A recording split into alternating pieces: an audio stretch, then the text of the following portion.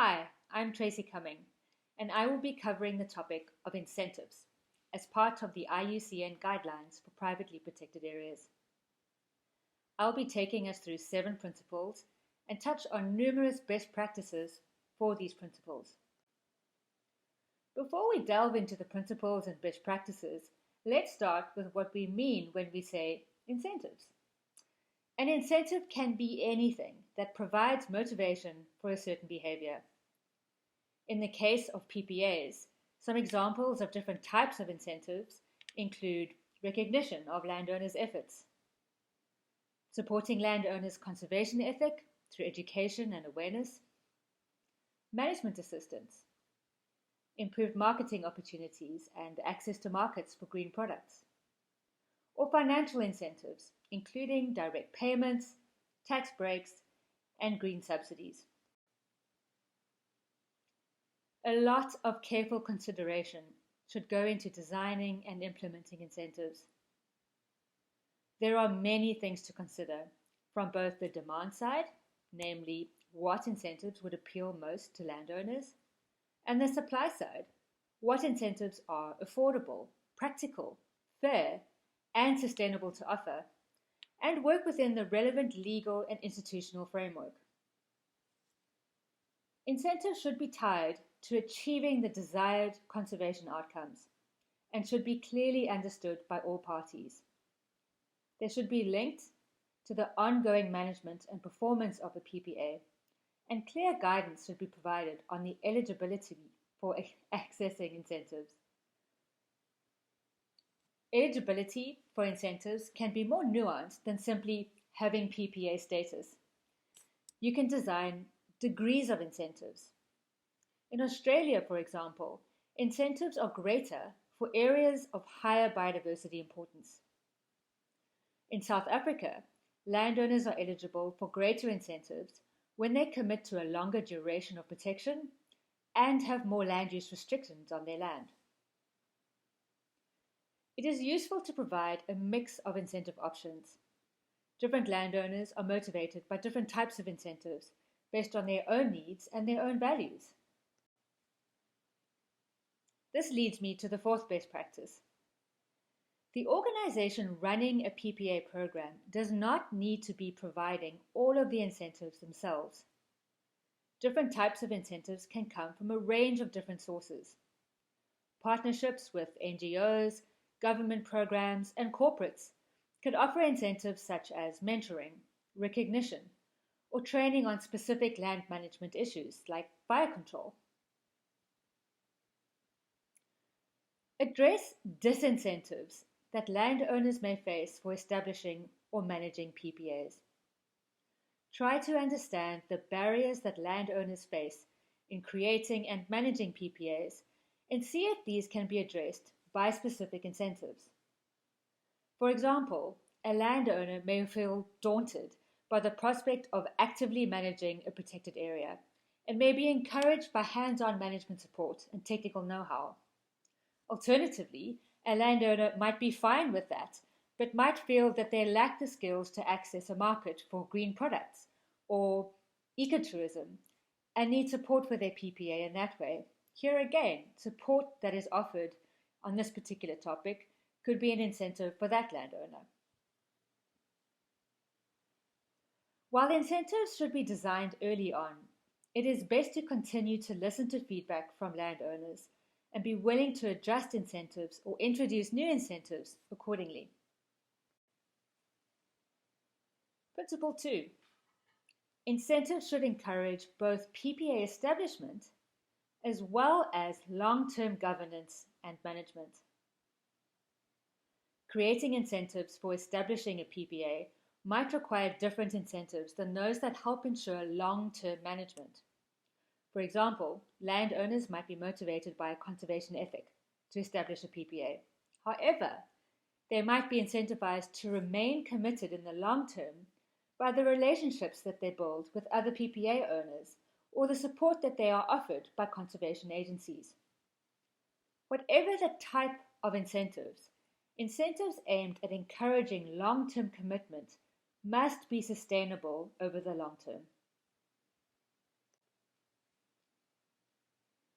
Perverse incentives are incentives that are developed with another goal in mind, such as stimulating agriculture or energy production, but have unintended negative consequences for, in our case, biodiversity. For example, there could be very real unintended economic penalties for converting land from primary production to conservation, such as increased land taxes for not developing the land, or a loss of agricultural subsidies when switching from more traditional commercial practices to greener practices. Incentives can be designed to counter this, such as the tax incentives available in South Africa, or the greening of the original subsidy. For example, the greening of agricultural subsidies to encourage better land stewardship within the agricultural space. In reality, the negative impact of perverse incentives on PPA landowners could be far greater than any positive incentives that can be offered, and identifying and addressing perverse incentives, or the elephant in the room, may be fundamental to the long-term success of a PPA program. Non-financial incentives can be equally, if not more important than financial incentives to some landowners. Feeling part of a community, being recognized for benefiting biodiversity, and having strong relationships between landowners, NGOs, and government conservation authorities can be incredibly important motivators. If this type of incentive is provided, the right teams and resources need to be put in place in order to work well with landowners, to build positive relationships, and to sustain these relationships over time. Direct management and technical support to landowners can be a powerful motivator, combining the benefits of cost savings with creating a sense of belonging to a larger community and improving landowner know-how. This support can come from a range of actors, as I mentioned earlier. For example, in New Zealand, Covenanters clubs offer peer mentoring and field trips, and members collectively work on each other's land. PPAs might have different income-generating opportunities than those of state-protected areas, for example, by appealing to a different ecotourism market. PPAs may also be in a better position to retain income than state-owned protected areas, where income such as gate fees is often channeled into general state funds. For PPAs with the potential to generate income, marketing assistance can be an effective incentive. PPAs that have income-earning operations can benefit from the added marketing value of formal recognition as a PPA, giving the land stronger green credentials. The Long Run, for example, is a global network of tourism businesses which support PPAs in a range of ways, including providing marketing support and recognition. Lastly, financial incentives remain strong motivators for both the establishment and long-term management of PPAs. These can take the form of direct payments, such as through payments for ecosystem service schemes, financial incentives, and leveraging matching funds. I'll go through best practice related to financial incentives. 1. Seek opportunities for leveraging additional funds, such as donor funds, to complement PPA investment. Land that has PPA status may help to provide credibility to projects that are seeking additional donors to invest in conservation. Direct payments can be used to compensate landowners for actual costs or for opportunity costs. Some good examples are payments for ecosystem services and purchases of conservation easements. In the USA, for example, the Nature Conservancy occasionally purchases conservation easements when the landowner cannot benefit from the related tax regs and the land is considered to be of high biodiversity priority. 3. Financial incentives should encourage additionality. Increased financial resources could be channeled to the PPA if it provides ecosystem services beyond biodiversity conservation, such as climate change adaptation and mitigation, or catchment management of an important water supply. If this is a possibility, the initial PPA agreement or covenant must be designed to allow for these multiple funding streams.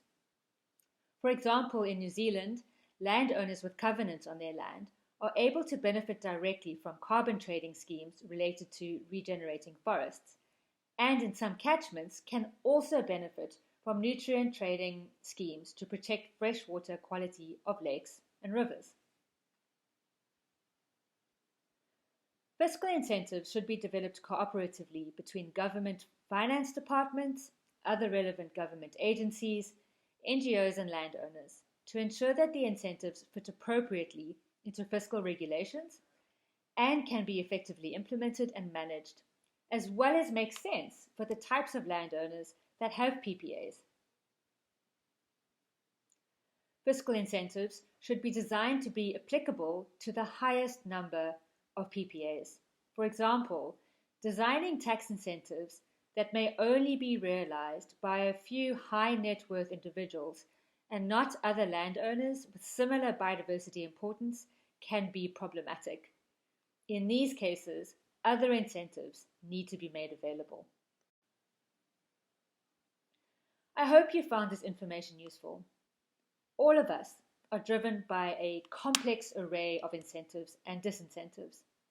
I bet you can point to your own motivating reasons for listening to this webinar. Understanding what really motivates landowners and finding a way to tap into and support that motivation is a key element to effective and sustainable protected areas. Thank you.